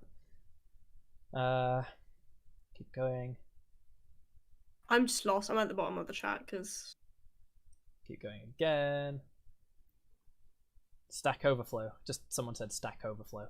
I mean, I don't find Stack Overflow that useful in Unity, because I find a lot of, I've seen some Unity questions on Stack Overflow, and the people just say go somewhere else. Like keep it on the Unity forums, you know. Yeah. I find a lot of stuff on Unity forums and just on the Unity like syntax thing.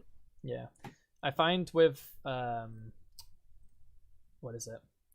With Stack Overflow, people are fine with you asking general C# things, and sometimes in Unity you might want to know how to do this manipulation with this string. That's quite often a thing. Or how to do this with lists or arrays. If it's just general programming things, obviously it's fine. Stack Overflow is probably better for that stuff.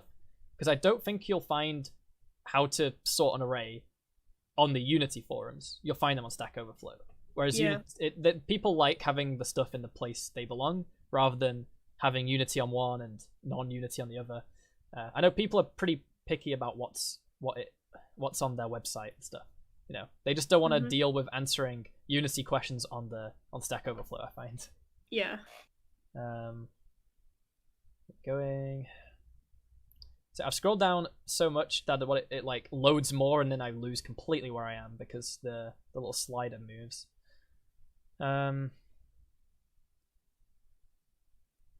Keep going. Trying to find more questions. Maybe I should just like actually catch up in the chat and try and answer the most recent questions. Yeah.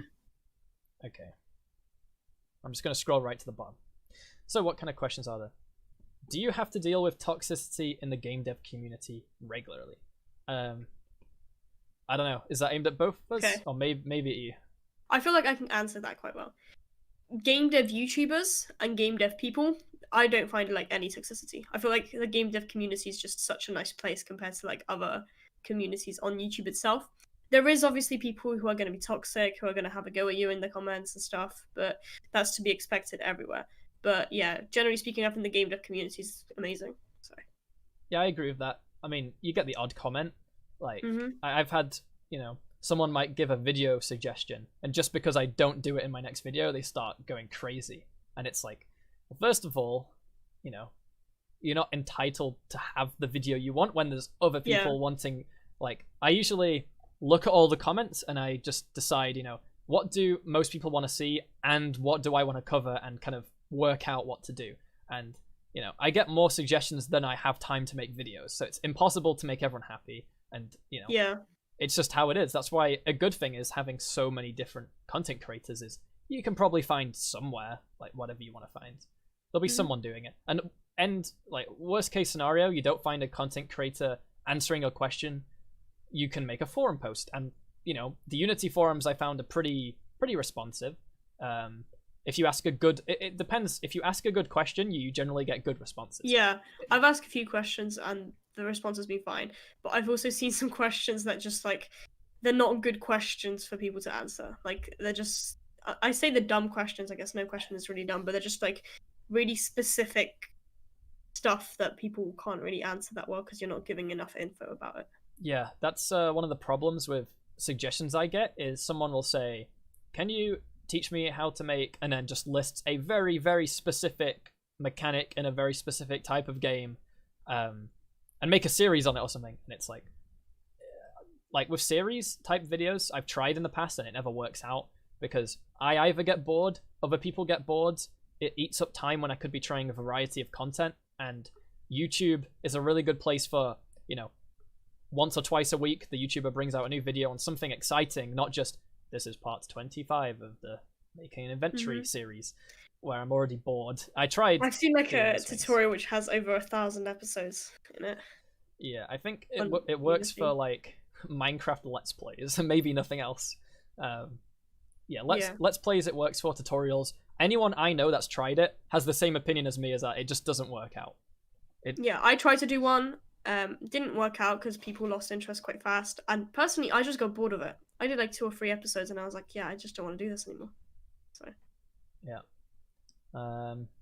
which one's better, Mirror or Photon? I think that's aimed at me. I don't know. Have you tried I've done Photon before. I haven't really done Mirror. So okay. You're gonna have to answer that. Yeah. Well, the only reason I ever used Photon is because it was the first one I heard of, and I thought it was the more popular one, and I tried it, and it was the benefits I give to Photon is it's really easy to set up, and because they host it, you don't have to port forward and pass IP addresses around between you and your friends. You can just have it work. And that's the only benefit I really see to Photon. I find Mirror is better in most ways, and I'm not going to sit here and list every reason why, but the negatives I just mentioned about Photon, like the problem is you don't have control in Photon over how your game is hosted, so you can't decide, I want to host it using this type of server, I want to do it this way. You're quite limited, and also you have to pay per user on their thing. Like I think they have an up to 20 limit for free. And then let's say you want to test a game with 60 of your friends or something. I mean, who has 60 friends ready to join them? I don't know, but let's say you're making a battle royale and you want 100 people to join for a test. Well, you got to start paying. But in Mirror, you could just host it yourself. Like, Mirror is free to use, and it's open source. The only bit you have to pay for is when you actually decide you want to host your game, and you've got to host it. But you've got to do that anyway. And Mirror also allows you to have the kind of games where you can host custom lobbies with friends, and you just like give them your IP. Like if you're playing Minecraft or Gary's mod or something. Mirror gives you a lot more freedom. I think that's the main benefit to it. But yeah, I feel like I need to test out Mirror now. I've only done Photon once, and that's only because I heard it was easy, and it was quite easy to set up. So I think if you've used Photon, jumping over to Mirror isn't too big of a jump, and someone here has tutorials on that. And to be honest, I've seen your tutorial actually. Like I've seen one of them on the Mirror thing. Currently, our for a long time, like a year or so, we had this Discord bot video that was our top video, and it stayed at the top. But I think today or tomorrow, it's about to be overtaken by my multiplayer thing, because I think I'm the only person that's doing multiplayer in Unity on YouTube. So I'm getting like everyone here for that, because no one else is covering it. There's maybe like one or two other people covering it, but yeah, I don't know. People like the multiplayer stuff. There's just a lack of it. So I think I'm quite happy to cover it because I enjoy it, and I know a lot of other people are wanting to see it. Am I ever going to host a mini game jam, or you, I guess? Do you want to let people know? I mean, I think it'd be a cool experience. I just don't have the time right now to host it and get it all organized and stuff, so that's kind of why. Yeah, when I first made my Discord server and had like 100 users or less, someone suggested I do a game jam, and I was like, yeah, sure, some people would join. And then as it got closer to like the date of joining, like basically no one said, like, it's not no one said they can't do it, just no one said anything. I feel like they're just, at the time I had such a small audience, there was no one interested at all. Maybe now there'd be a lot more people interested, but like you say, just the organizing of it is a big hassle. You need many people. I mean, the Brackies game jam had like a team of like 5+, maybe 10+, like managing it, and you have to set up all the stuff online, make sure you post about it enough so that everyone knows, and you've got to like do the review process, and you've got to deal with everyone's problems. Yeah, it's a big thing to do. So I'm not saying no, but I'm saying not now. I think that's my answer. Maybe someday. Have you tried getting into AI? I've done a bit of AI, like here and there. I did some at school, and then I did some myself. But yeah, right now I'm just focusing on my own project and just YouTube in general. So yeah, I think last stream with Alan, he does a lot on AI. I've done a little bit, so I get like how some things work. Not into the mathematics of it. Like I understand a bit about reinforcement learning and just all the different terminologies. And even then, I'd probably not give the best definitions for all the different things, but it's definitely fun to mess around with. And the fact Unity has a package for it is good, because you can make something quite simply in Unity. I don't know if you saw, but a while ago I made a Flappy Bird AI. I think that got a little bit of attention because it was just as the machine learning package had come out of preview, so I thought I'd give it a go. And I just made some code to have pipes move along and be kind of randomly generated where they are. And then the actual bird was an AI, and it did like raycasts, and I just kind of let it go. And you do the whole reinforcement learning. You say you get more points if you survive for longer, and you lose points if you hit a pipe, and then just leave it long enough, and eventually it becomes a pro at Flappy Bird, because it's machine learning math. I don't know. I don't know the theory behind it, but it's fun to mess around with. Unity or Unreal Engine? I think people can probably guess our answers here. Yeah, I've looked at Unreal before. I've done a bit. Don't like the UI, and I just didn't get into it, so just Unity. Yeah, I've given Unreal a bit of a go, and I wanted to get into the programming for it, but I kept having problems with, and I found other people had these problems too. The code recompile times after you make the slightest change, it just takes forever. And the syntax highlighting doesn't work. You have to get like some add-on. And this isn't just me doing something wrong, I think, because I googled it and so many people have had the same problem. And I'm sure the people who use it professionally have probably got their own solutions and workarounds. But yeah, if you just download Unity, it works. Like everything just works. Unreal has a big hassle to get to work. Like, sure, you can open it up and hit play and it works, but as soon as you want to start coding, it's a mess. If you use blueprints, I think it works fine, but I don't want to use blueprints for everything. Yeah, same. It's good for some things. Like, I don't know, I personally prefer just writing my own code and using that, because I feel like I've got a lot more control over it than blueprints, but that's just me personally. I had this discussion with Alan a little bit about how there's some people who are like elitists who think we should program everything. It's like, well, if you should program everything, then why are you using a game engine? Make your own game engine. Yeah, not like, program everything. Oh God. Yeah, because the thing is, if you're in like a game company and you've built, I don't know, a dialogue system, like in Skyrim, let's say, they're not going to code every single dialogue as code. They're going to build a tool in code to do dialogue and reuse that visual tool because it just saves you time and effort. So I feel like, coding everything, probably, I mean, you could do it, but it's a lot of hassles. Yeah. Like, for example, why do you use the state machine animator? Oh, someone... Hi, let's say I just made a multiplayer game using Mirror. How should I host it? Oh, okay. I mean how people can just join my game and play it. I have no clue how that is done, thank you. It says Unity donated, but I'm sure this is just someone going under the name of Unity. So there was a person in the chat before called Unity. They're asking about if they make a multiplayer game using Mirror, how should they host it? How can people join your game and play it? So to host it, if you take one of the demo projects, you can just hit host and it's hosting. And then for people to join, they need to enter your IP address. And this is the kind of thing you would probably only do with your friends, because you find for, let's say, Minecraft servers, you'll give your friends your IP address when you're hosting. But if you're joining an online server, they have, like, you don't want to just give people your public IP. I'm not actually 100% sure what kind of stuff they can do with that, but I know it's pretty dangerous. Whereas with friends that you're just playing Minecraft with or a mirror game, then you can just give them your IP. The one other thing you have to do is you have to port forward, which is a way of telling your router, whatever, to allow people to connect via a certain port.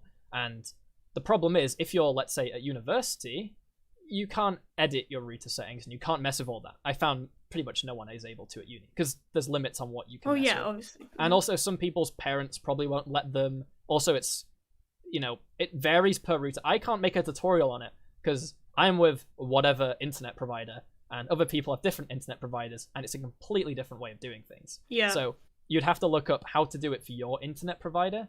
Now there is a way around port forwarding, and I did a tutorial on how to use Mirror with Steam. And by using it with Steam, you don't need to port forward. You can actually just join your friend's game off your friends list. So that basically just gets rid of everything I said about sending IPs and port forwarding. You can just set it up with Steam, which is a bit of extra work, but I'd still say it's less work than going through everything else. So if you want, check my video on, I don't know what it's called, like how to join Mirror multiplayer with Steam. Something along those lines. I'm sure Mick might post it in the chat if he's nice. But yeah, thanks for the £20 donation. Where was I at in the chat? I'm just gonna jump to somewhere random and see what people say. Someone prefers C++. It's a beautiful language and a hard one too. I'm learning C++ right now at uni. Well, the good thing is if you've used C#, it's like you can take your current knowledge and you just have to learn about a few extra things, I'd say. And this is coming from someone who has used C++ briefly, so correct me if I'm just being an idiot and saying stuff that's wrong. But like I said, I would have really got into C++ if it was easy to make it work with Unreal Engine, but I just had so many problems with it. Like every time I made a change and compiled and tabbed back into Unreal, it would just sit there compiling for ages.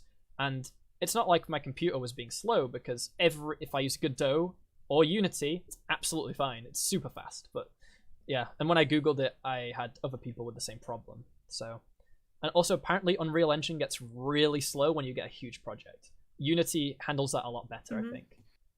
They're even making new changes where, like, if you only edit like part of your code, it only recompiles what it has to, as opposed to just your entire code base. Because it used to, and I think it might still currently, recompile all your code when you make any changes. But they're making it a lot smarter, I think. Yeah, again, I'm not into the compiler side of things, so this is just what I've heard. So yeah. I'm getting into C++ right now because we're doing it at uni. I think there's some there's quite a lot of transferable skills from just knowing C#, but I find it more similar to like it's more similar to, I feel like, Java and C personally. But I think I'm obviously oh god, I can't even speak anymore. Right, basically I'm doing C++ at uni, but it's not through a game engine. I'm just doing it through Visual Studio and using the console and stuff. So it's quite a lot different in that sense. But yeah, I can see why he said it's quite difficult, because I'm finding it quite complicated as well at some points. Yeah, because if you're gonna learn it for Unreal Engine, like you learn it when using Unreal, then you'll only learn what you need to use it in Unreal. And that's something I noticed with C#. I learned it through Unity, so I learned all the Unity stuff I needed to know. But if I've then gone on to use something else that, you know, you can code with C#, I usually find something I've never used before. Like, for example, you never use constructors in Unity. Well, that's not strictly true, but most people make mono behaviors and they just keep making mono behaviors. Obviously, you can just make normal C# classes in Unity. But yeah, the majority of stuff, like for example, if you're programming in Unity, you're used to having the start callback and the update callback. As soon as you use something else, you don't have that. It's just a Unity specific thing. You can't really take it for granted. There's no way to like open up a console project and have something run every frame, because a frame isn't a thing in a console project necessarily. Obviously, a frame in a game engine is how long it, well, your frame rate is obviously how many frames you can do per second, which is rendering and just running all the logic. And if you've ever looked at the profiler, it tells you like every little bit and how long it takes to do it, whether that's rendering, physics, audio, programming logic. There's tons of stuff that adds up to a frame, and yet it can do that like hundreds of times a second if if you've got like nothing in your project, or if it's super optimized, or if you've got a godly PC or anything like that. Where were we up to? Ever thought of moving to Unreal? I thought of it, as in I thought I'd give Unreal a try, but I was never thinking I'm going to drop Unity and move to Unreal. I don't think I ever actually considered that. I just thought I'd give it a go to see what it's like. I don't know about you. Yeah, I never thought of dropping Unity. I felt at some point I might want to make because my game is going to be sort of like, it's not realistic graphics, but it does have I'm making like a third-person game sort of thing, which I think generally speaking Unreal would probably handle it maybe a little bit better. But I feel like I'm just comfortable with C# and Unity, so I'd be able to just do in Unity a lot better. Yeah, I feel like the reason you'd switch an engine is if you're, well, there are different reasons. You could be going to work on a project or for a company that uses another engine. And let's say I went to work at a company that used Unreal. I wouldn't be against it. I'd be glad to learn how they do things, but that wouldn't mean that I drop Unity. I think I'll always stick with Unity in my own time and for most of my projects, but I'm not like against using Unreal. I've not made like a pact or a vow to never use Unreal. I just don't want to, basically. Wait, can we So there's a guy called TipX2Master who's been asking, who are your guys' favorite non-game dev YouTubers? And I think he's been asking for quite a while, but I've been lost in the comments. So yeah, every time I scroll, it keeps jumping me around. So yeah, do you want to answer that first? I've got to think for a second. Do I have a favorite one? I don't know. God, I don't have like a specific favorite one, but I can tell you who I like watch. I guess I watch currently a lot of Toast, Offline TV. Oh, you stole my answer. You actually stole my answer. I was like, all right, I remember now. But PewDiePie. I've watched a bit of Unus Arnus, for example. I don't know who that one is. No. Do you know Markiplier? Yeah, I used to watch him. He's got a channel with another guy now. Oh, okay. And they do some cool content. But yeah, you'll find that. Oh, Unity has donated again. Okay, great. If I understand, you mean that using Mirror we can't create like a room server and let a new known player around the world join our game? So when you integrate with Steam and Mirror, you can actually have like a list server. It does support that. So you can open your game up publicly and allow anyone to join if you want to have like random matchmaking and stuff. That is something people have asked, and I think that was actually one of my planned videos, but the problem is I'd done like 3 Mirror videos in a row and I wanted to do something else. Doesn't mean I've stopped doing Mirror content. I'm just doing a variety. So maybe my next video will be Mirror. Maybe it won't be. I'm not gonna promise what I'll do next video because people get annoyed if I change my mind or if I forget. So just stay tuned, and I will be doing more Mirror videos at some point. And yeah, I think a list server is probably one of the most requested things. Which for those of you who don't know, it's just the way where you can look on a list of all the people currently hosting a public game, so you can just go join and play with strangers on the internet because people like doing that on games. I mean, it depends what your game is. I don't know. I've tried playing Among Us online, and it's just awful because, yeah, their servers aren't great. What? But I think that I mean, it's a 2-year-old game, so I think because I looked at it, it's a 2-year-old game that was slightly popular. It was quite a bit popular, but not as much as it is now. And then suddenly, after 2 years, it's just blown up right now. So I think they're trying to fix the server issue stuff. I think the main problem with online with random people is that the communication is horrible. Having to use a little text chat to call people out. The best thing about playing with friends is that you can hear the guilt in their voices. That helps you a lot, but also it can throw you off. So, yeah. But yeah, thanks for the £10. What are we up to? So we've answered that question now about the GameDev YouTubers. Have you ever... Oh, just as I was reading a question, it moved because of the chat jumping.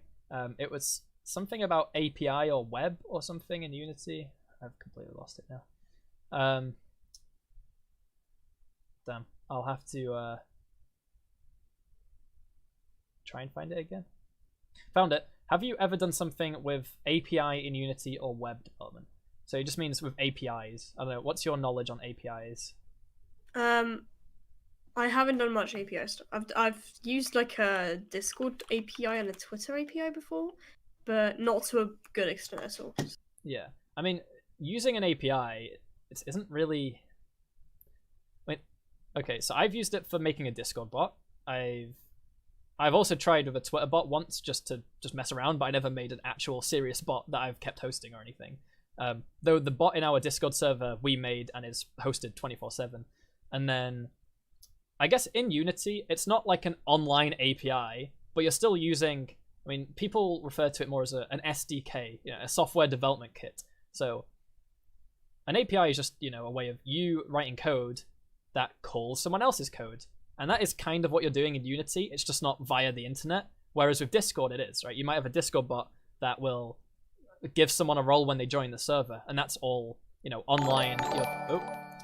And another donation. Have you ever thought about doing something completely different from coding? Why is the alert box... the sound, the announcer for the alert is playing twice. Luckily, it doesn't happen. That's a bit weird. It's weird. I will have to somehow figure that out. So Mick asked, have I ever thought about doing something completely different from coding? I hope he doesn't expect me to say yes here because I'm currently spending most of my time with him coding, but I'll have to think about that. What else? What other career paths have you considered? Actually, we used to do this. I used to be a part of these cybersecurity competitions. That was quite fun. And at some point, I considered maybe going into cybersecurity, but yeah, prefer programming a lot more. Has it always been the tech field that you've been interested in? Yeah, it's predominantly been the tech field. Maybe when I was a lot younger, I don't know, I wanted to be a doctor or something, an astronaut or something, that I'm not going to go for, actually. But it's been the tech field pretty much my whole life, so. I think I'm the same, and it's partly because, my granddad got me into, the first Xbox and the Nintendo DS, and then playing games, and I never really had an interest in making games until Skyrim, and I downloaded their development kit where you can go and make your own quests and modify the game world and stuff, and it wasn't programming, it was just using all the tools they'd already made, but it was fun making a game, and then I thought I want to make games someday, and here I am. Not really necessarily making games for a living, but teaching game dev, it's basically the same thing. I enjoy it, and yeah. Honestly, I've already forgotten exactly what the question was. Did I address it correctly? Oh, it was the donation. Yeah. Have I ever thought about doing something completely different from coding? I don't think completely different, if that means a different area other than tech. I don't think I've been interested in anything else really. I mean, engineering, but some might argue that's kind of the same thing, even though it's, it's not the exact same thing. But I guess if I was into engineering, it would probably be like electrical engineering. Yeah, for me, it's always tech stuff. And I guess for you, it sounds the same. It's just tech stuff. Mm-hmm. Tech is cool. Any of us planning to contribute to the Unity Open project? Well, I can quickly say I already have contributed, and I probably will do some more. I don't know if it's something you're interested in. I looked at it. I might contribute to it. Haven't at the moment, but I think it's I don't know. Nice to get your name on it and to say, I took part in that game, just for the sake of that. Obviously, I don't know. I might try something. You can't just commit some code and it's just magically there. They do have to accept it, and it has to be worth their time to review it and actually add it. But if you do go onto the forums and look at the features that people are looking for or the bugs people have reported, and you do fix it, then it's a pretty good chance that you'll get added. What's Mick asking? So one more question: is there any way that people can do like one-on-one tutoring with either one of you? Have you ever thought about doing one-to-one tutoring or mentoring with people, or anything like that? Not me. Yeah. Has anyone ever asked you for that? I have people ask me to get on a call and teach them stuff. Do they demand it for free? Because I've had people do that. Yeah, there's been people who demanded it for free, but there's also people who were messaged me being like, "Hey, I'm willing to pay you for this. By the way, I was wondering if you could do tutorials on one-to-one." But I've never really done it because I don't know if I don't know if I can actually be I don't know how to say that. That it's the imposter syndrome thing. Yeah, I was about to say. So you do know what it is, then? Yeah, I don't think I have enough skill to do it properly. I always make sure when someone messages me about that stuff, to get all the details so that I know when I'm going into this, yes, I can help you, or sorry, I can't.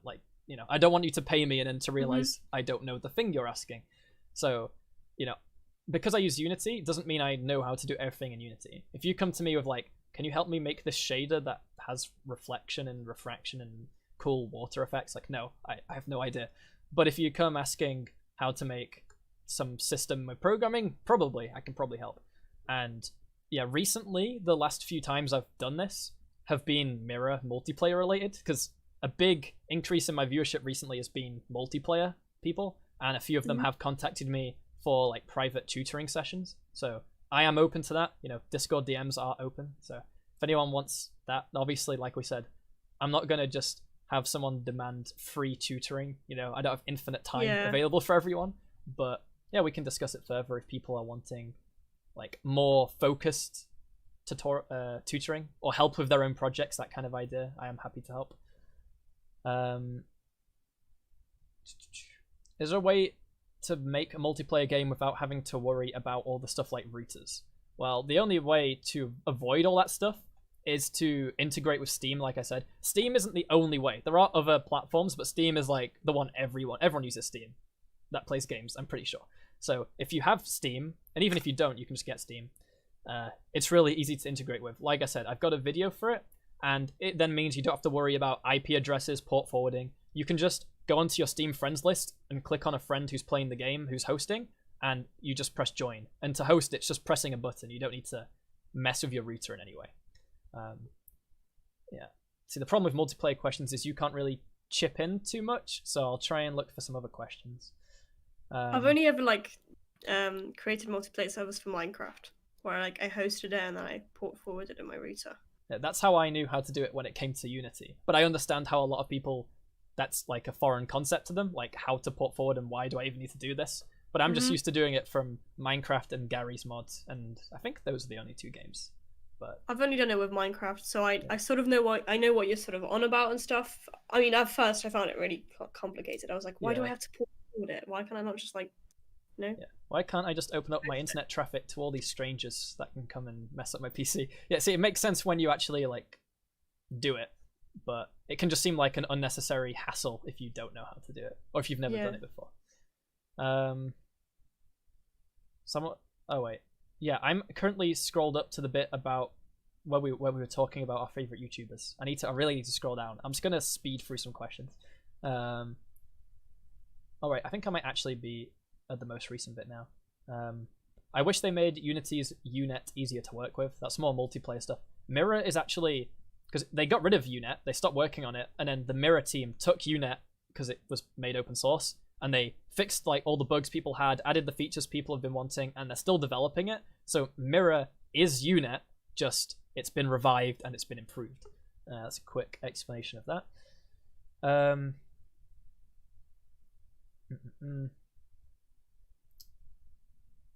What else? Have you ever tried competitive programming? No. No. I've gone onto those websites. Actually, wait. Yeah, go on. I did do like a competition thing before in like a school where you had to do programming, and I guess that was sort of competitive because there was other people doing it, and then there was winners and losers. But other than I don't think I even took that too seriously anyway. So yeah, like I mean, we've done game jams which have usually prizes involved, but a lot of people do them just for the sake of doing them. I've never done competitive programming, but I have gone onto those websites to see what it's all about, and it just it's not really for me, I'd say. I don't know. I enjoy actually like making websites, making games, making demos of things and just messing around, as opposed to like on a time limit against other people, make the most efficient algorithm to solve this problem. I don't know. Maybe I'll enjoy doing it at some point, but right now I'm already happy with everything else I do.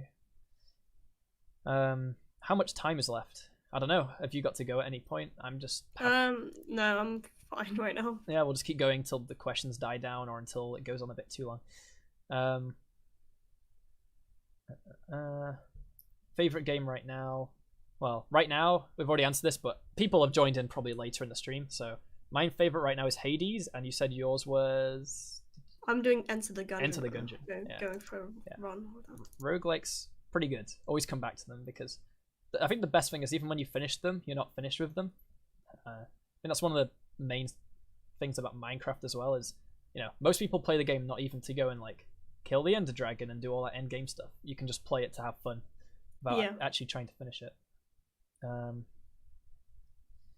Okay, yeah, I'm actually at the bottom of the chat at last. I'll try and keep up. So, did I play Rust? I have not played Rust. I don't know about you. I don't really know anything about the game. Haven't. I've heard and seen it, but I've no idea anything about the game, so I'm not the person to ask, sadly. Yeah, neither. What got us into coding?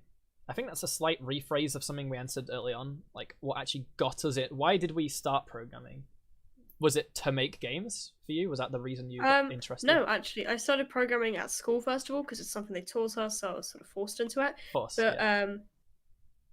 Well, yeah, because I guess it was classwork, so we had to do it. But I really enjoyed it. So then I started doing it at home, and it was just little programs in using Visual Basic and Visual Studio with like forms and stuff in the console and stuff like that. And then I moved on to like game dev stuff because we did some game dev at school for a GCSE course. So that's how I sort of got into game dev. But yeah, programming generally speaking was through school. Yeah, I was more of like my high school didn't have coding, but I knew I wanted to do it. So I actually at sixth form, which yeah, again, UK education might be different to you, but what age is sixth form then? Is it 16 or 15? Maybe around that age. Yeah.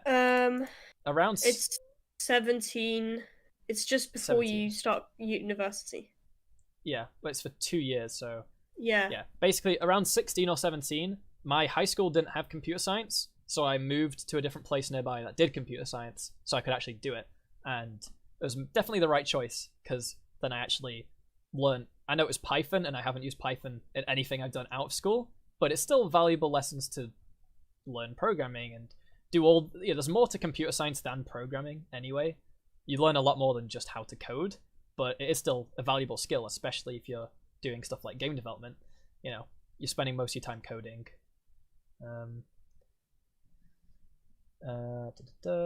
Favorite game dev YouTuber? Well, I would have to pick two, like one for actually programming game dev and one for, well, obviously if we're going for entertainment, I think obviously Danny is like the most entertaining game dev YouTuber. I'm trying to think of other people who do it for the entertainment side. There aren't that many people that focus on that side of things. I don't know if you agree. I have like, yeah, I mean Danny obviously in terms of like I think he sort of revolutionized the way that you can like show game dev on YouTube, because obviously comedy and stuff. But in terms of like, there's two YouTubers that I used to watch and who actually like inspired me to get into game dev. This one person called Pioku, but he hasn't uploaded in quite a while, so that's a bit he's a bit inactive on that right now. And then another person called iDoz, who does a series in Game Maker. Oh yeah, when I used to do a little bit of Game Maker, I watched Heartbeast. Oh yeah, I used to watch him as well. But I think since then, yeah, in Unity, favorite Unity person that does coding. Well, obviously, I prefer watching the more intermediate, advanced stuff. So I'd have to say maybe Jason Wyman or Charles from Infallible Code, who was actually the first person I live streamed with, because they both focus programming styles and architecture and best practices. You know, there's other content creators I love, like that do Unity stuff, but they're less on the programming side. And yeah, like I really like Andre Mix and Gems channel. That's really good for motivation. Yeah, well, it's motivation, but it's also like, damn, look at that cool stuff I can't make look cool because I don't have the artistic skills to do that stuff. But yeah, it's still good. So good. All right, so that was the question. Have you ever tried to hack a website because you knew you could hack it? Well, hacking is a strong word. I mean, I've never tried to hack anything per se, but you know, everyone's had fun with Inspect Element, right? Like, I remember people like trolling the teachers by getting the school website to say bad words and be like, "Sir, the website says this bad word, and it's the school website, and look at it." And then it's just because you've changed the word, and teachers for the most part don't understand what that is and how that could have happened. It's pretty funny, but yeah, I mean, I know a lot of people get into hacking for like white hat hacking, the good ethical side of hacking. Where yeah, that's what I did. I mean, we had like competitions and stuff with cybersecurity, as I said, and a lot of the time they'd give us a task that you've got to breach this sort of fake website that was just created for this sort of task, if you know what I mean.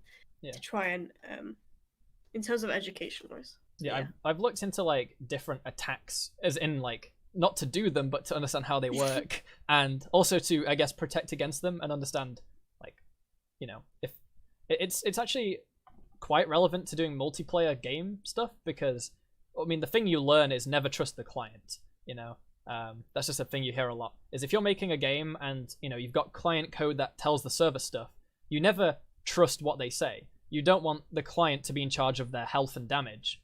You want them to tell you, I press the attack button and the server handles the rest. Because if you let the clients manage their own health and movement and like all that stuff, then they'll be that's how you get like teleportation hacks and health hacks and stuff, just because you trust the client too much and people can modify the game and just cheat. So yeah, when making a multiplayer game, you've got to be careful that you don't give the clients any power, too much power. But yeah, the general rule is client side, you just take an input, you tell the server what you want to do, the server does it and tells you back like visual things to show, like show these particles, play that audio source or whatever. Client side should be pretty lightweight. You don't want to trust them because it's quite easy to cheat. But like you said, yeah, the cybersecurity thing sounds interesting. I haven't really looked into it too much. I did look into those same kind of challenges, but for hacking games, but I've actually never tried. So I'm worried about having like one of those soft programs installed and then opening up a game and the anti-cheat like banning me because I've got it open or something. I've heard that happen to people.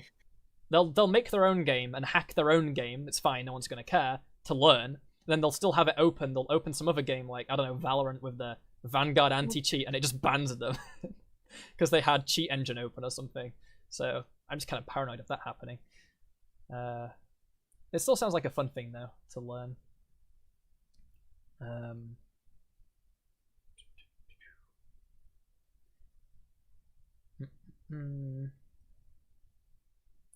Any more questions, or are the questions dying down? We are getting to 2 hours, and I'm all out of apple juice, so I think 2 hours is pretty good. We've usually gone for about an hour and a half, so should we just say, you know, let's take 2 more questions? Yeah, okay. I think 2 more questions will do. Yeah, I see a few of my friends in here. They're not going to ask any good questions though, so I'm waiting for other people. Or maybe there are some others that I missed. I'll scroll up a little bit to see if there are any I missed. There's some people in here suggesting other YouTubers, like when we were talking about who we like. So yeah, go check out Jason, Infallible Code, Mix and Jam, and some other ones people have said, like, yeah, go check out Blackform Prod, Jonas, Jonas Troyer. Yeah. Favorite programming language apart from C# or C++? Okay. Probably Game Maker Studio GML2. Yeah, I used that very briefly. I don't remember it anymore, but why do you like it so much? Is it...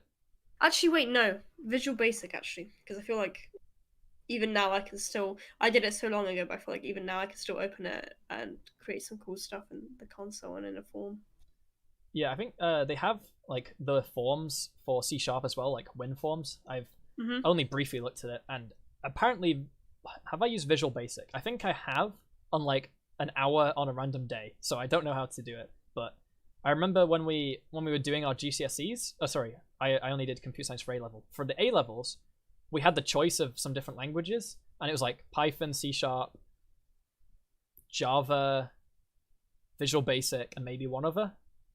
It's probably the same choices you had. I can't remember, but we didn't really get a choice because our teacher wanted everyone to use the same thing. Yeah, and same. So we did Python.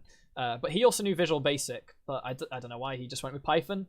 For us, it was we also had like a choice of what we could have done at GCSE. This is in terms of what language we could use. We had a task of we had to create this program, and we could use whatever language we wanted. But our teacher like stressed us to use Visual Basic because it's what we've been learning, and I guess it was like a wise choice because we were learning it like a bit prior and stuff. So obviously we were learning the language prior, so it would be easier for him to help us with it. But as you said, he did also know other languages and stuff.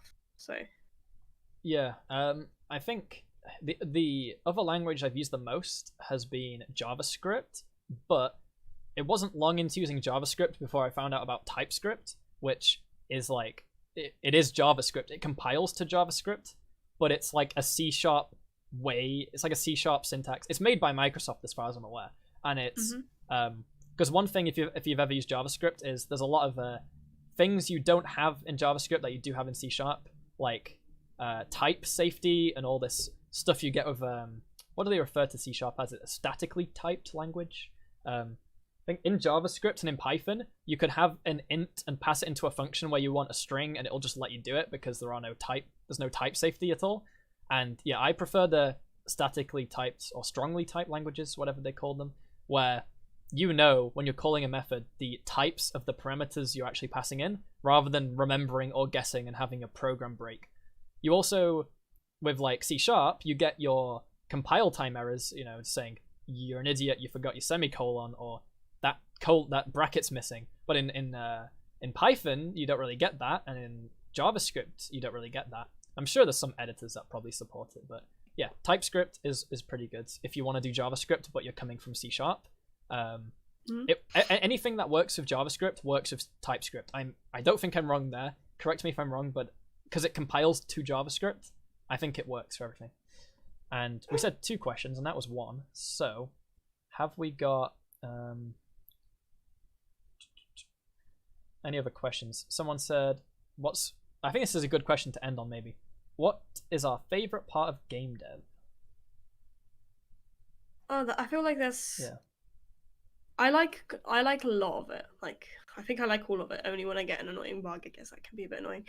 My favorite part, I don't know if we count that sort of bit, but I just really like the programming part. I don't know about you, just game development in general. I like the programming more than actually doing all the art assets and stuff. Like, I actually like art, but I'd still rather do the programming and let someone else, you know, do all of that art and music stuff. Yeah, I don't think it's a surprise to people who watch my stuff that I like programming and that I enjoy it. I don't just do it for the sake of it. I guess, yeah, I do like, after coding for a long time, then like doing a little bit of modeling and then having the code I've written work with that thing, whether I'm like making some player model and now my code's controlling the animator, or it's making it run and jump and, you know, do all the character controller stuff. That's always a fun moment. I don't know about best moment, because, well, I guess the best moment is when you actually like build the game and you can get other people to play it and it works. Yeah. And the worst thing is when you build it, you think it works, you send it to someone and it doesn't work, or they immediately run into an error, and then you've got to like go fix it and then get them to re-download it. And I've annoyed friends before with like begging them for help with a video, like especially with the multiplayer tutorials with Steam, for example. I can't, when I'm not using Steam, I can just run the game twice and connect to my own thing.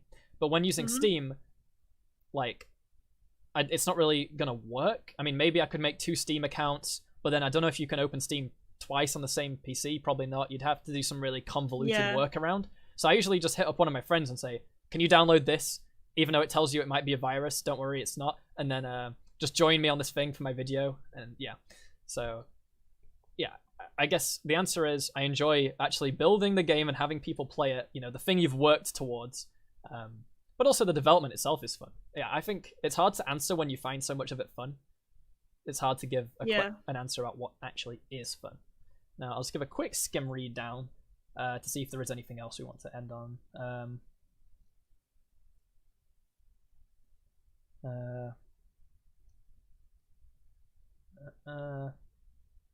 Yeah, I don't really think there's anything else. People are discussing milk, orange juice, apple juice. Yeah. I like all 3, so yeah. I like all 3. If I had to rate them in order, it would be milk, then apple, then orange, in preference order. Ooh, I'd have to go apple, then milk, then orange. Okay. I've been really into apple juice recently because it was like cheap in a shop, so I bought it. Yeah, this is why people tuned into the stream. The GameDev Q&A to discuss about drinks, beverages. Anyway, I think we are done. The questions have slowed down. We said we'd answer 2 more, and we answered 2, and it's hit 2 hours now. So I guess we can say goodbye, and we can, you know, you can plug your channel again, and we can, you know, say goodbye to everyone. Okay. Well, yeah, thanks for everyone for watching as well. The questions were great. If you do want to check me out, just go to youtube.com/ZygerGFX, or there's a link in the description. And go subscribe to Dapper Dino. Amazing guy. I don't know if you want to say what was I going to say? I was going to say, yeah, so I'm making this a regular thing again. So every Wednesday I'm trying to find a new guest. So I already have someone in mind for next week, but I'm not going to say who in case. It's not for the being secret, it's because it's not confirmed yet and it might be someone else and you'll be confused why it's a different person. So, you know, just wait, keep checking back on the channel, and there'll be a new stream schedule between now and next Wednesday. Probably next Monday. I usually do it 2 or 3 days beforehand, and you'll see who it is, and we'll be talking about something else. That's the best thing. Everyone kind of has a bit of a different channel, so we get to talk about different topics, and it will be another stream kind of led by Q&A. So if you didn't get your question answered because the chat was very, very active today, then come back next Wednesday and try and ask again, and maybe I'll notice it. So, yep, that's everything. Thanks for watching. Check out Gabi's stuff. Check out my stuff down below, and we'll see you next time. Goodbye. Yeah, bye.